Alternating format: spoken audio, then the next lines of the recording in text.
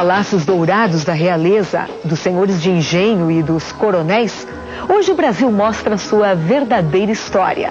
Há alguns séculos, a raça branca trouxe para cá homens e mulheres vindos da África. Eram negros que traziam na bagagem um destino sem muita esperança e a magia de seus deuses pagãos. Da mistura de sofrimento e fé, eles conseguiram inventar a capoeira, um jeito de caminhar com orgulho e raça pela trilha da liberdade. Hoje, o Tris mostra para você, a golpes de capoeira, uma parte da história do Brasil. Eu sou negro da cor. Eram homens, eram mulheres, eram crianças. Acorrentados, amontoados nos porões dos navios, eles sofriam. Com medo, eles choravam. Chorando, cantavam a tristeza e a saudade. Foi assim que atravessaram o oceano. Foi assim que eles chegaram, envoltos pelos sons da melancolia.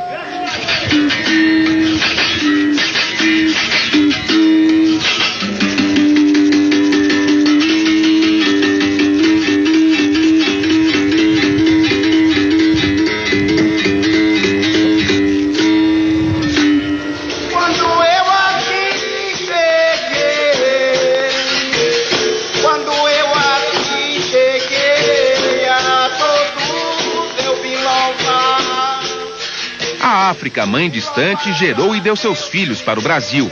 Filhos valentes que durante muito tempo viveram uma história de humilhação e resistência. Reis, príncipes e guerreiros. Sob o domínio do chicote, aqui eles eram todos iguais. Mas o corpo negro, que sofria com as marcas da escravidão, era também a arma da liberdade. Capoeira não é para bater, é uma festa. A capoeira ensina muito a gente a se posicionar na vida, né? Principalmente ao pequeno. Então que Deus me deu. Tirar o outro do seu caminho. É isso que a capoeira quer. Longe da Casa Grande e da Senzala, os escravos se reuniam às escondidas. Desses encontros, nasceu uma dança, um jogo, uma luta. O cenário, o mato rasteiro chamado capoeira, batizou essa ginga brasileira inventada pelos filhos da África. As instituições talvez mais sólidas que esse país tem não são as instituições do Estado, que essas estão em contínua mutação, você não pode acreditar no presidente da República. Mas você acredita na persistência, por exemplo, dos terreiros de candomblé, que estão aí há 200 para 300 anos, debaixo de todo tipo de perseguição, de repressão, e continuam. São instituições sólidas, são as instituições lúdicas, são as instituições da festa. Há realmente uma ligação fortíssima e importante entre capoeira e a religiosidade. Sem dúvida, né? Algumas pessoas até mesmo dizem que a estrutura inicial da capoeira era uma confraria religiosa, que se utilizava, né, da confraria religiosa para estimular os movimentos. O capoeirista, verdadeiro capoeirista, era mandingueiro. O que era um mandingueiro? Era aquele que tinha habilidades mágicas de se proteger contra o inimigo. Nesse caso, ele tinha a proteção dos seus movimentos e tinha também a proteção dos seus entes protetores, né? Seus orixás, seus inquis, seus odus. De modo que, para ser evidentemente um capoeirista à moda antiga, tinha que praticar a religião, né? No caso a religião afro-brasileira, tinha que ter o arsenal de proteção espiritual e tinha que ter a habilidade da proteção física. Eu queria primeiro que o senhor contasse pra gente uma história a respeito do Besouro Mangangá, que era parente do seu pai, isso? Ele era primo de meu pai, mas o Besouro,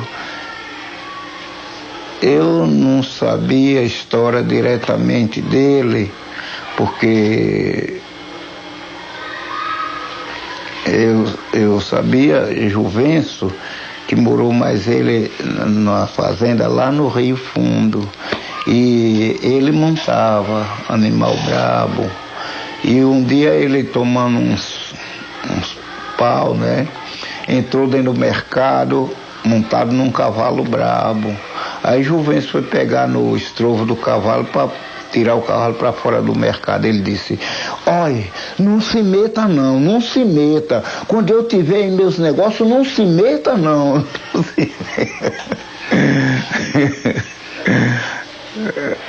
O Besouro era um valentão, né? Era.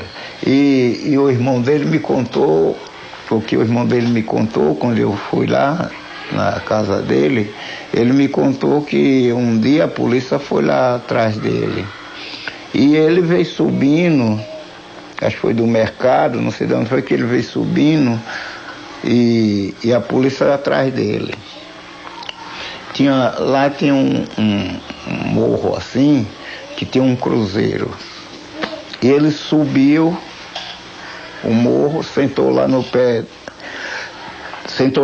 da cruz, assim, com a cabeça dentro das pernas.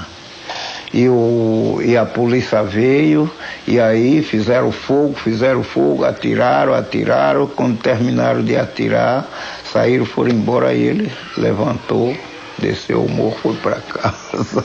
O que é isso? Corpo fechado?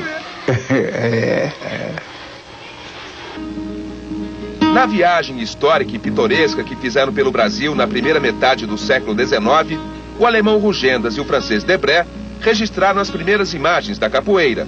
Os desenhos até parecem revelar uma brincadeira, uma vadiação entre escravos. Na verdade, eles escondem um estilo de vida que iria tomar conta da capital do Império. Quando havia as eleições, elas se resolviam na briga, na pernada, na cabeçada, na capoeiragem. E os grupos de capoeira dominavam as eleições na cidade do Rio, no segundo reinado, e dominavam assim grande parte da vida política nessas áreas aqui. E a mando de quem esses grupos atuavam nas eleições, por exemplo? A mando dos partidos. Muitos deles vieram como heróis da Guerra do Paraguai, né? E depois da guerra, eles foram aliciados como capangas eleitorais, principalmente o Partido Conservador. Pode parecer engraçado isso, capoeiras, ex-escravos do Partido Conservador, mas foi o Partido Conservador que fez grande parte da campanha política contra a escravidão. Lei do ventre livre, a própria lei da abolição, né? Então eles participavam do Partido Conservador. Só que o Partido Conservador era o partido mais poderoso da época, do PFL da época.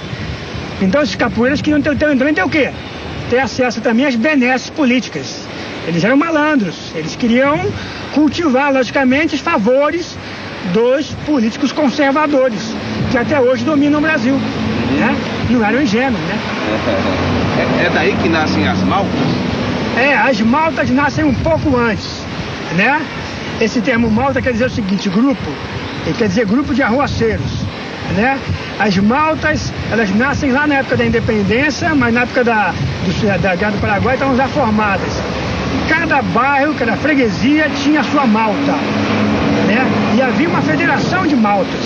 Haviam dois grandes grupos que reuniam as diversas maltas, que eram os Nagoas e Guaiamus. Os Guaiamus dominavam o centro da cidade, a área mais antiga, ali onde é hoje o Paço Imperial, aquela região ali. Os Guaiamus, eles eram ligados aos crioulos, aos escravos nascidos no Brasil, né? E havia os Nagoas, que dominavam a área em torno. Nagoa vem de Nagô, a tradição africana, né? E esses Nagoas, muitos deles, vieram da Bahia.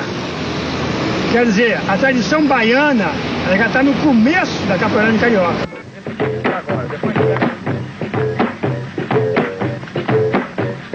Foi por esse tempo que muitos capoeiristas começaram a ter fama, e não só pela valentia.